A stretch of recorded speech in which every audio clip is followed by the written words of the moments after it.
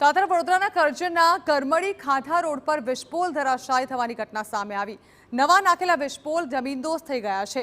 15 દિવસ પહેલા જ ઉભા કરેલા વિસ્ફોલ ધરાશાયી થઈ ગયા છે। કાંસની બાજુમાં જ આડેધડ વિસ્ફોલ ઉભા કરી દેવાનો આરોપ લગાવાઈ રહ્યો છે। વીજલાઇન ચાલુ ન હોવાથી મોટી દુર્ઘટના ટળી છે। જોકે આ મુદ્દે હવે કોન્ટ્રાક્ટર પર બેદરકારીનો આરોપ લાગ્યો છે। બેદરકાર કોન્ટ્રાક્ટર સામે કાર્યવાહીની માંગ ઉઠાવી છે। ખેતરમાં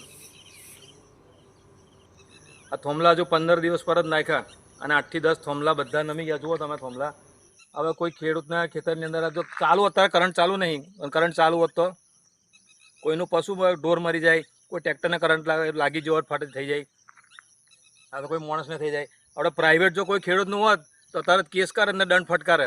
હવે એમના જ અધિકારી આ એમના કોન્ટ્રાક્ટર જુઓ થોમલા ડાયરેક્ટ જ ગાલી ત્યાં કોહની બાજુમાં બિલકુલ ખાડા નહીં, કોઈ હરખાક નહીં, એનું કોઈ ફાઉન્ડેશન કર્યું, ડાયરેક્ટ જ થોમલા મૂકી દીધા। 24 કલાકમાં 24 કલાક વિઝિટ છે ને, કોમે 24 કલાકમાં જ પતાવી દીધું એમને।